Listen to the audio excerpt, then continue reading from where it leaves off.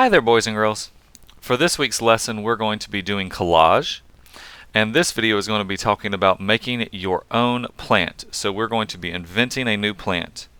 The materials that you use for collage are just random materials you have around the house. Collage is about cutting and pasting and using a variety of materials. So things that you might find might be different kinds of paper, like magazine paper, junk mail, newspaper, anything that you can find around your house, even fabric, though fabric's a little harder to cut. But for this, we're going to be making a new plant. So one way I think about that is how I could mix up two plants that I already know about. And then what we're going to try to do is cut out shapes.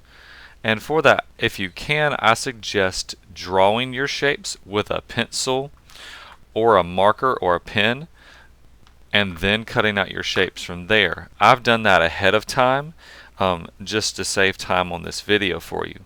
But before I glue anything, I like to lay out my first few pieces just so I can have an idea. So mine is going to be based off, at least partly off of a flower.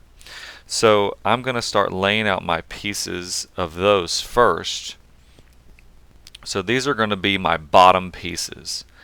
And I think it's a good idea to lay out some of your pieces first before you glue anything out, just to kind of plan things out. And if you're like me, most things you're going to find around your house are going to have letters on them, because a lot of things you get in the mail are going to have letters on them, and that's okay. One thing I'll do if that does bother you is I'll turn those papers sideways, and then it's less recognizable and it just ends up blending into your picture. If you have liquid glue, you can use that. My suggestion is always use dots. Dot, dot, not a lot, because one little dot is going to be all of the glue that you're going to need. If you do a puddle or an ocean of glue, it doesn't really make it any stronger, but it does take it a lot longer to dry. So just a few dots will really be all that you need.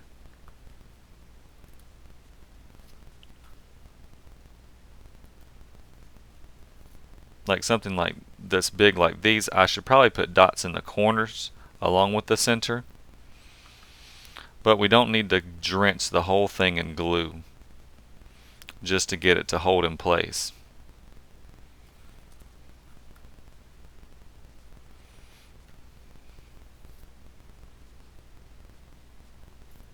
Just enough to help it stay.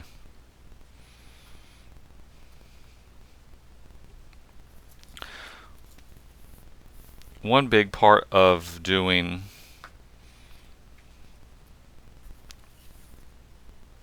collage is layering things, so putting things on top of one another.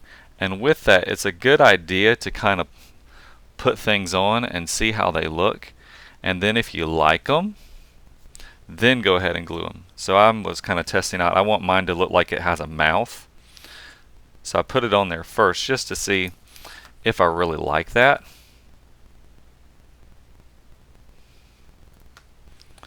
And then put it on after I've tested it. But if I glue first, then if I don't like it, I might be stuck with it, even if I don't like it, and that would not be as fun.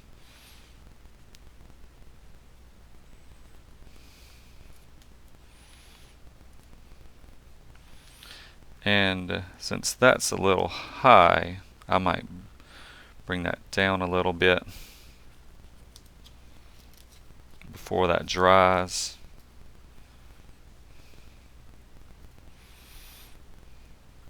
Or something else I could do.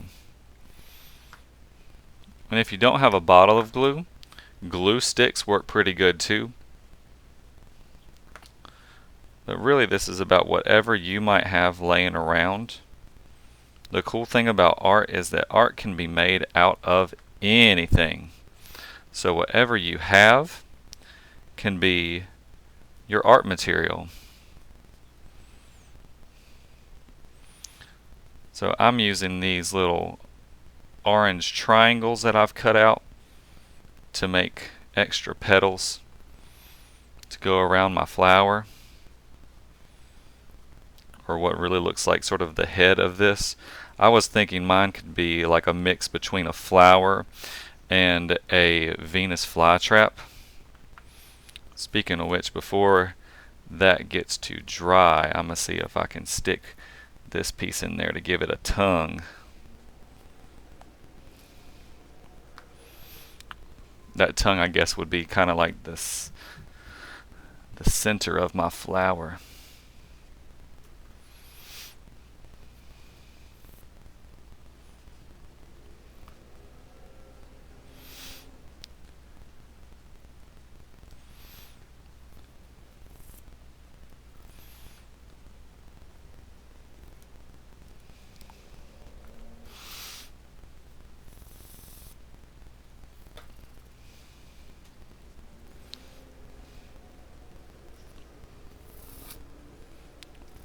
But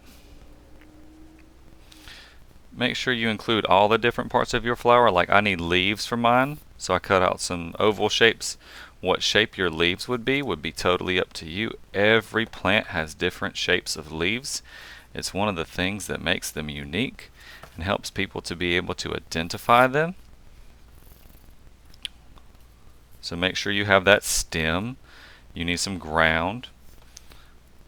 Your leaves, of course.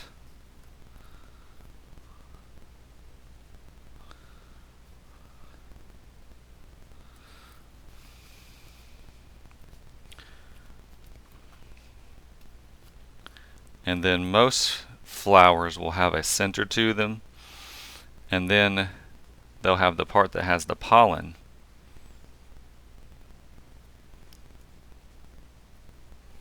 In the very middle,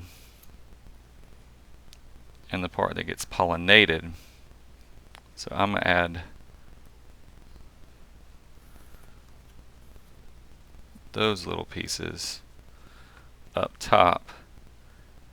And since I'm trying to have mine look kind of like a Venus flytrap also, those are also going to kind of end up making mine look kind of like it has a face, which I think is kind of fun too.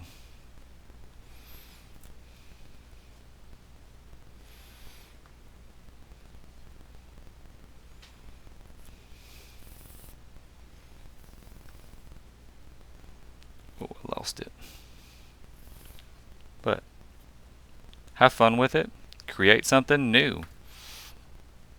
And don't be afraid to use all different kinds of materials to make your cool new plant. Happy collaging!